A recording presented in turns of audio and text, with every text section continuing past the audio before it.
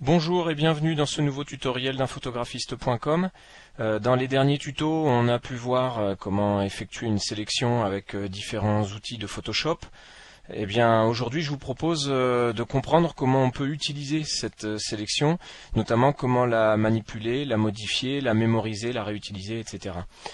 Donc en fait tout se passe dans le menu sélection qui se trouve ici en haut, et puis pour qu'on y voit un peu plus clair, déjà on va effectuer une première sélection. Donc je vais zoomer sur quelque chose de facile à détourer.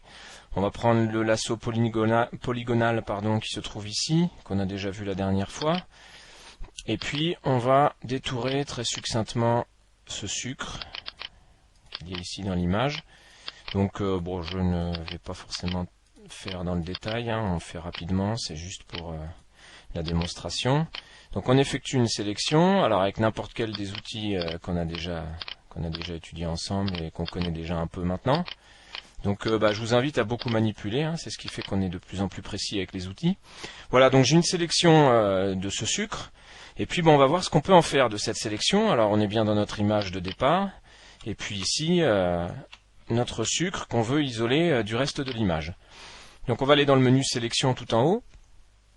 Alors on retrouve nos menus dont on avait déjà parlé, tout sélectionné, CTRL A, désélectionné, CTRL D, et puis on va trouver ici intervertir. Alors intervertir, c'est tout simple, c'est une fonction qui vous permet d'intervertir votre sélection, c'est-à-dire qu'ici on a sélectionné que le sucre, et on peut avoir éventuellement besoin de travailler sur toute l'image sauf le sucre. Donc ce que je vais faire, c'est que je vais cliquer intervertir, et quand je dézoome, je m'aperçois qu'en fait ma sélection a cette fois-ci un cadre en pointillé autour, et ma sélection ici. Ça signifie qu'en fait, on va pas travailler sur le sucre, mais sur toute l'image sauf le sucre au milieu. Donc on peut le vérifier, si on prend par exemple le pinceau et qu'on commence à peindre. Voilà, vous voyez bien que ici, voilà, je peins toute l'image sauf le sucre. Voilà, donc ça c'est la fonction intervertir. Donc vous pouvez à tout moment l'intervertir à nouveau dans l'autre sens. Vous retrouvez votre sucre. On s'aperçoit que ici, on est bien dans la sélection du sucre. On va avoir ici d'autres options. Donc une option améliorer le contour qu'on va voir après, qui est un petit peu plus pointue et qui permet de considérablement améliorer la qualité d'un contour. On va avoir très simple la fonction modifier. On va avoir la fonction transformer la sélection. Alors transformer la sélection, on l'avait déjà peut-être vu un peu dans les précédents tutos. Donc ici, en fait, on peut modifier la sélection comme ceci. Donc on va prendre la poignée. Et puis on va se servir, voilà. Alors on est bien d'accord que ici on transforme la sélection et non pas son contenu. Vous voyez bien que la sélection en fait bouge, mais c'est uniquement la sélection pointillée qui bouge, pas son contenu. Le sucre, lui, n'a pas bougé. D'accord? Donc quand on a fini de le manipuler, eh bien il suffit que ici on valide. Et là vous voyez bien que si je peins, voilà, si je peins avec le pinceau au milieu, on est bien dans la sélection, ça n'a aucun rapport avec le sucre qui est dessous. Donc voilà, donc on peut modifier la sélection après coup, et c'est bien pratique parfois, notamment quand on utilise l'outil ellipse, et que par exemple ici, si je trace, je veux sélectionner uniquement le haut de la tasse, on voit bien que c'est pas facile à déterminer. Donc on fait sélection, transformer la sélection, et ici on va pouvoir redimensionner notre ellipse assez facilement pour que ça corresponde davantage à notre détourage tel qu'on le veut. Donc ici en l'occurrence voilà, et puis on va avoir tendance à la tourner puisque c'est pas exactement droit. Voilà, et donc là on a une sélection de l'ellipse de la tasse. D'accord? Donc ici il n'y a plus qu'à valider, et on a transformé notre sélection et on la retrouve, elle est utilisable maintenant. Voilà, donc je vais désélectionner avec CTRL D.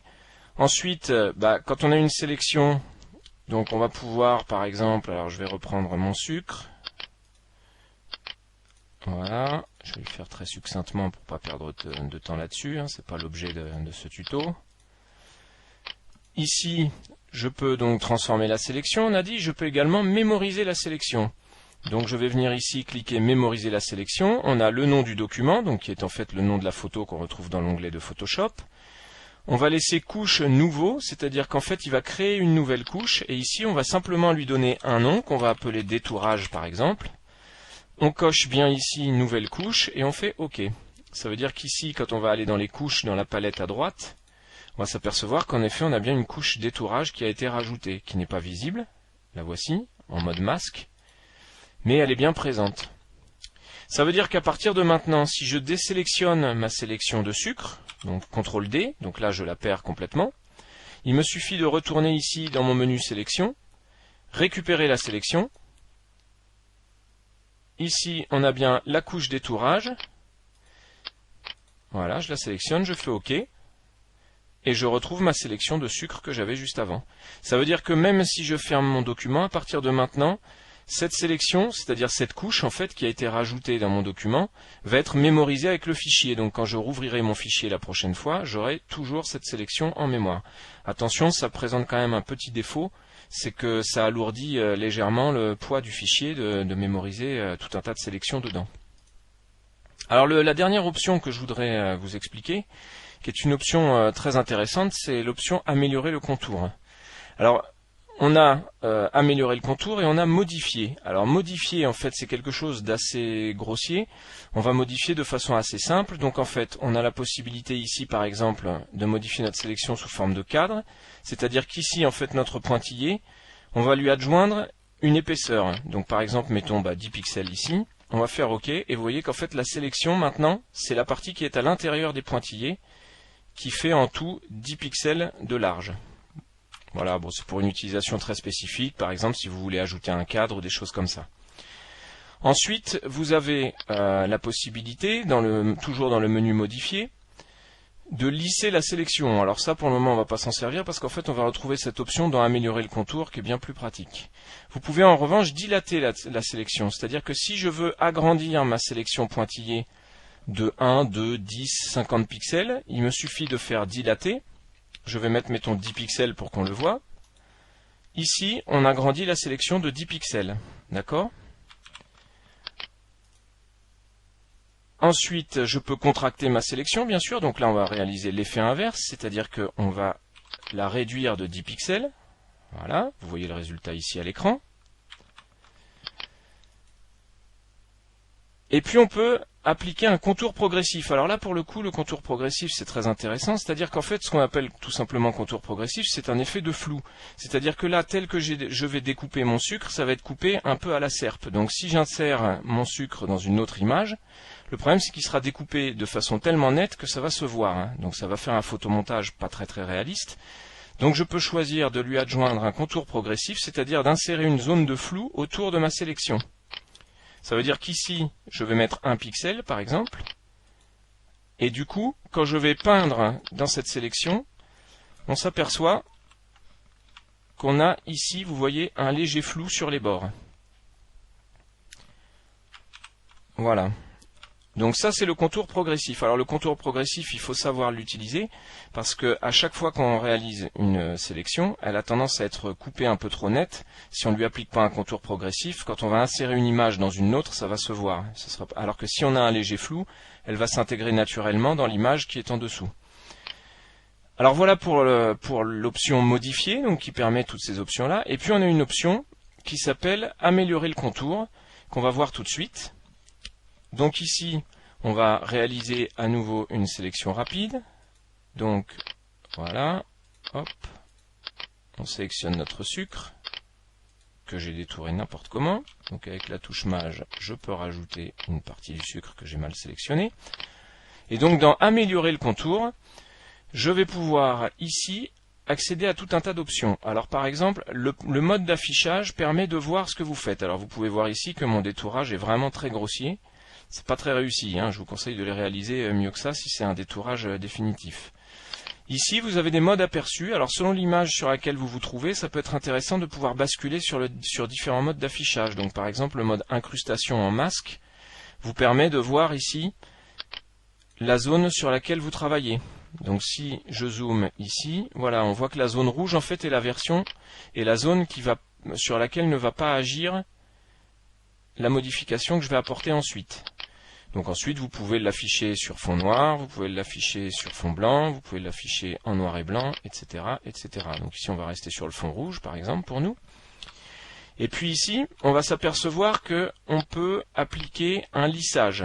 Donc si je lisse ici, vous voyez que la sélection devient beaucoup plus arrondie, beaucoup plus douce.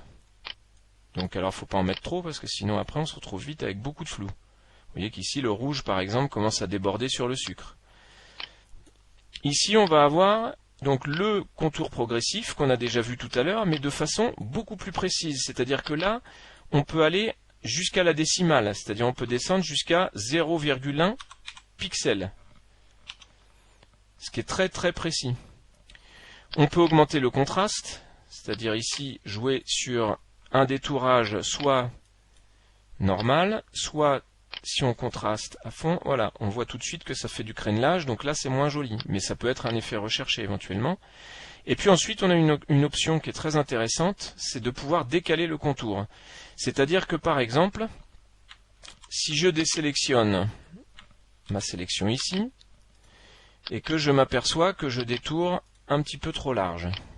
Donc là je vais en faire exprès de détourer quelques pixels autour de ma sélection.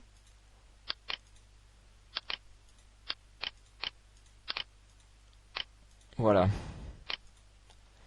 Donc ici, je vais aller dans Sélection, améliorer le contour, et puis je m'aperçois que j'ai détouré vraiment beaucoup trop large autour du sucre. C'est pas grave, je me mets en mode masque pour voir un peu ce que je fais. Et ici, je vais pouvoir décaler le contour, soit pour l'agrandir, soit pour le réduire. Et vous voyez, je vais rapprocher ma sélection de mon sucre. Alors là, évidemment, comme j'ai exagéré l'effet, même en mettant le décalage à -100, c'est-à-dire en le rapprochant de la sélection, évidemment, bon, je suis au maximum, donc je ne peux pas réduire plus. Mais vous voyez qu'on peut vraiment améliorer sa sélection de manière, vous voyez ici, en lissant la sélection, je peux encore améliorer. Je peux rajouter un léger contour progressif à 0,2, et voilà. Et j'ai une sélection qui est quasi parfaite. J'aurais pu le faire mieux, étant donné que ma sélection de départ était déjà pas très bonne, mais le principe y est.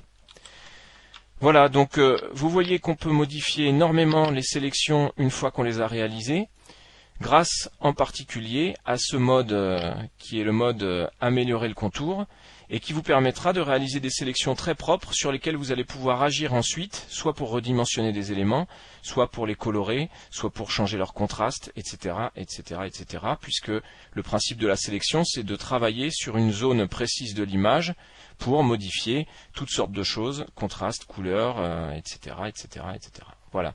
J'espère que ce tuto vous aura plu, et puis à bientôt pour d'autres informations sur unphotographiste.com.